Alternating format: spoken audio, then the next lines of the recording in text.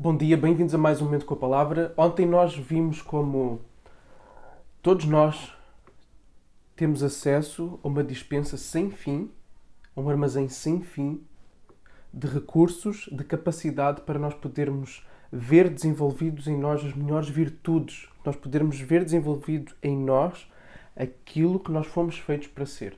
Okay? Vimos uma série de qualidades que podem ser vistos como uma escada que culminam no amor. Okay? Tanto o amor a Deus quanto o amor ao próximo. Vimos a fé, vimos a bondade, vimos o domínio próprio, a perseverança, a fraternidade e então o amor. E tudo isso está disponível. E imaginem o que é nós vivermos numa família onde todos têm essas virtudes. Imagina o teu cônjuge, os teus filhos com essas virtudes, com autodomínio, perseverando nesse autodomínio, ou seja, fazendo o que têm que fazer e travando-se naquilo que é destrutivo para aqueles que estão à sua volta. Imaginem o que é pensar-se no outro e no florescimento do outro em primeiro lugar. Imagina viver isso em igreja. Imagina viver isso na sociedade. Seria a sociedade perfeita. Seriam os contextos perfeitos. Se todos vivessem na plenitude essas qualidades. Então, uma vez que existe essa dispensa, uma vez que existem esses recursos disponíveis a todos nós, a ti e a mim, a todos nós que ao buscarmos a Deus, ao começarmos neste passo da confiança naquilo que Jesus fez por nós, na confiança em relação àquilo que Deus diz de nós, àquilo que Ele diz dele próprio, àquilo que Ele diz da forma como nós podemos nos relacionar com Ele e nos lançarmos a essas verdades todas.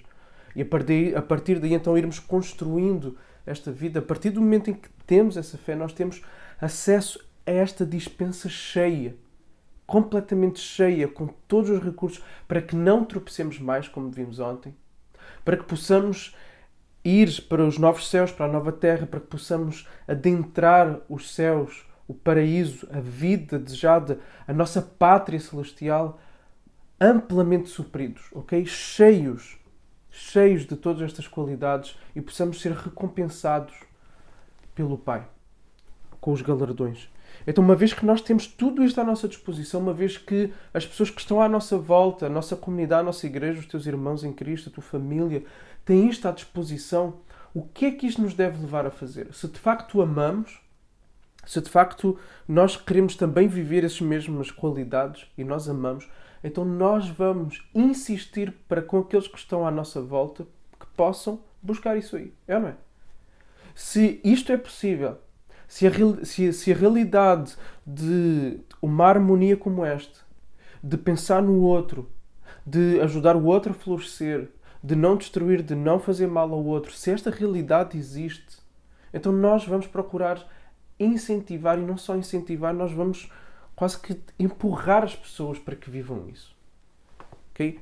Nós vimos ontem como nós nos devemos empenhar para viver isso. Isso foi bastante enfático por parte de Pedro. Okay?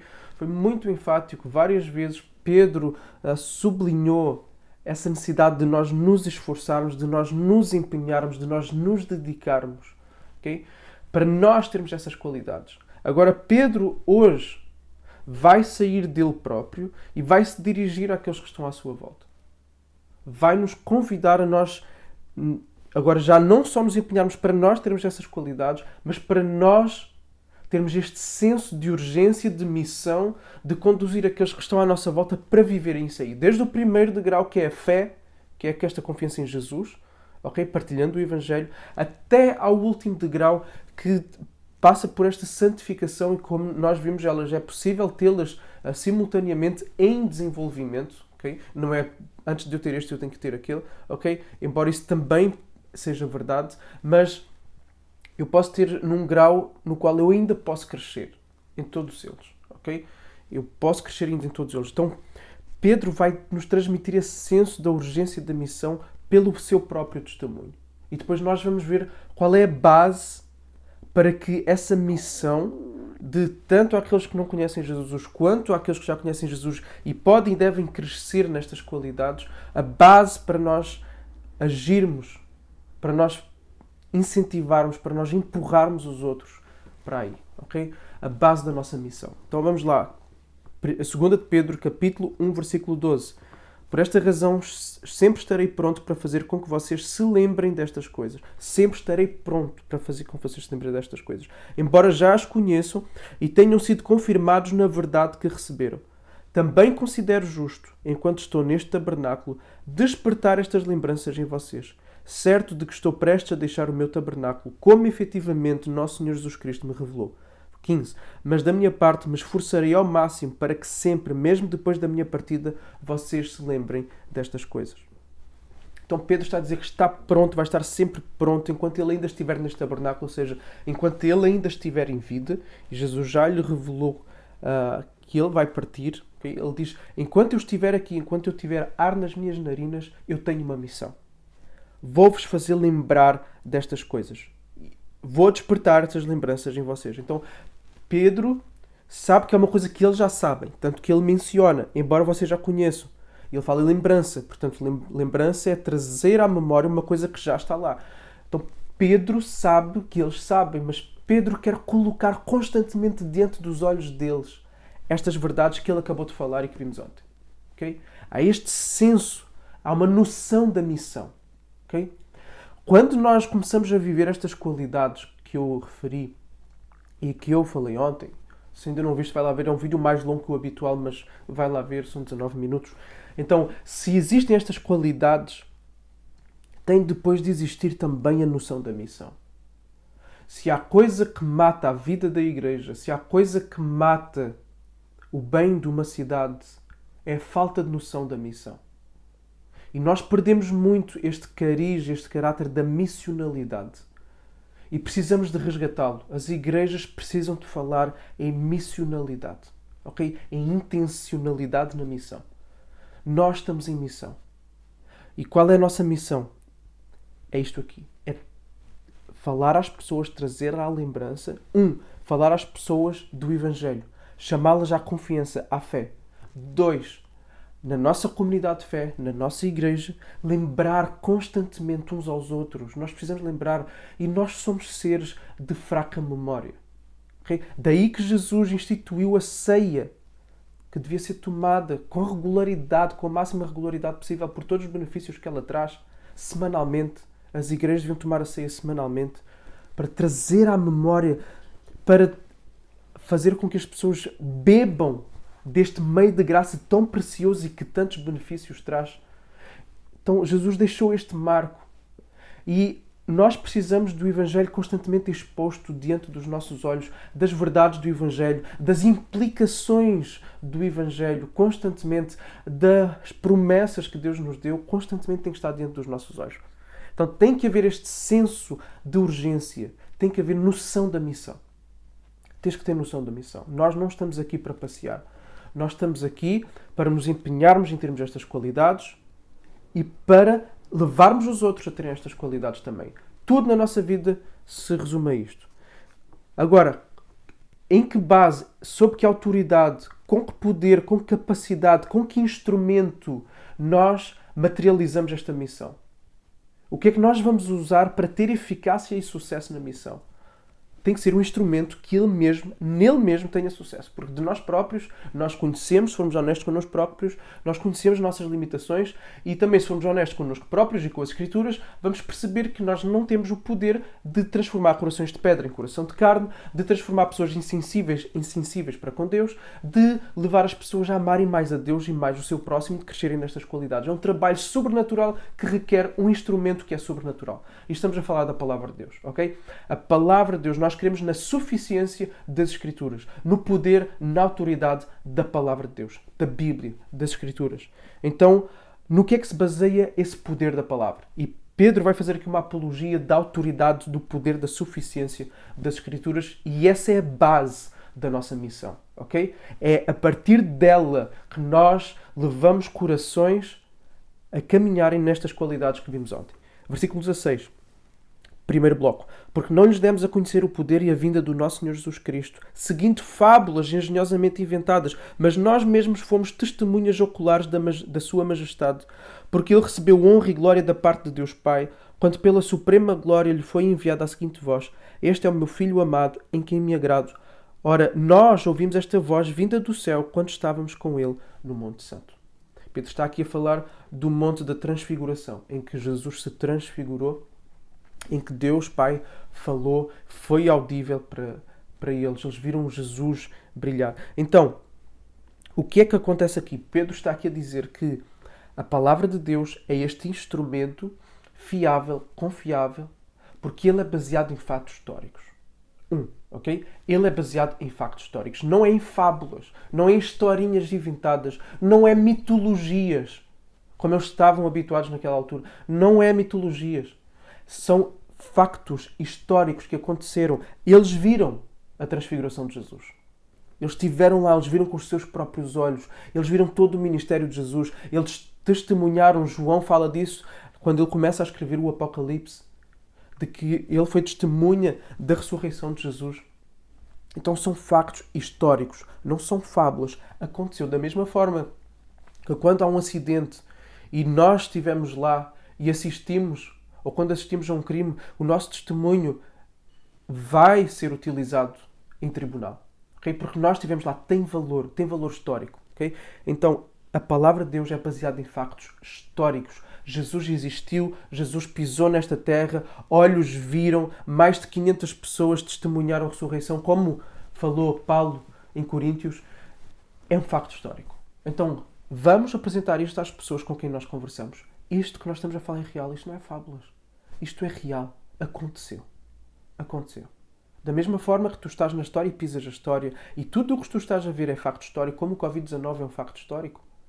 Da mesma forma, aquilo que Jesus fez, aquilo que Jesus foi, é um facto histórico. Primeiro aspecto da autoridade da palavra. É baseado em factos históricos. Segundo, versículo 19. Assim temos ainda mais segura a palavra profética. E vocês fazem bem em dar atenção a ela, como a uma luz que brilha em lugar escuro, até que o dia clareie e a estrela da alva nasça no vosso coração. Então a palavra é segura e gera conforto.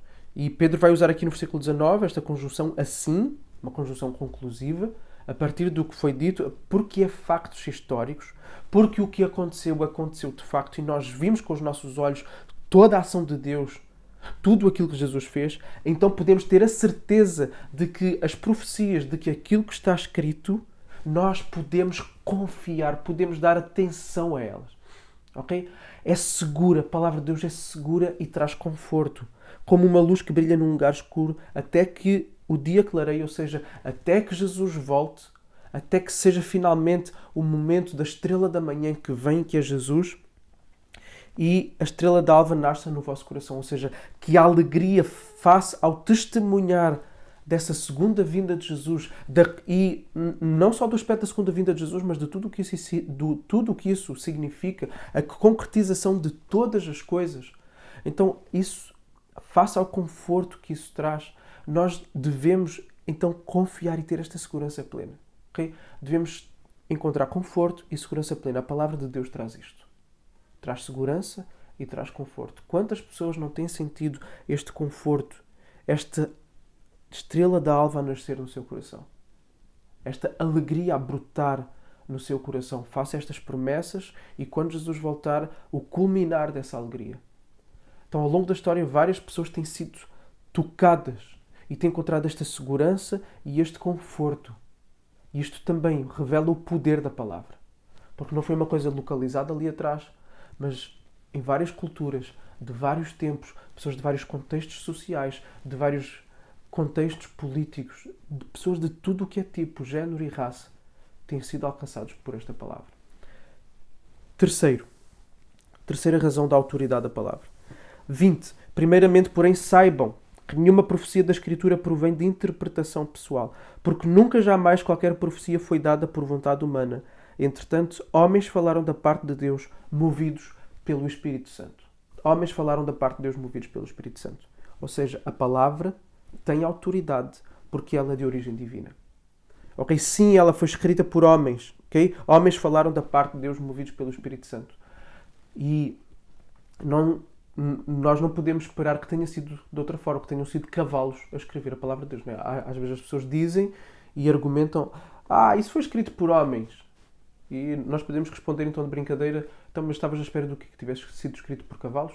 A gente sabe qual é o ponto da pessoa, mas o argumento da pessoa é tolo, é ridículo. E é só para desmerecer, ok? Portanto, uma resposta no mesmo nível seria essa, não é? Em tom de brincadeira. Depois nós vamos procurar mostrar o poder desta autoridade da palavra, ok? Então, ela é de origem divina. Foi o próprio Espírito de Deus que conduziu, que levou os homens, respeitando os seus contextos, respeitando a educação que tinham, as suas personalidades. Tanto que nós vamos ver formas de escrever diferentes, que refletem a personalidade do autor, que refletem o contexto económico, social, cultural do autor. Isso tudo é respeitado. A personalidade e a integridade humana. Mas tudo o que está escrito é inspirado por Deus. Ok? Tudo o que está escrito é verdadeiro.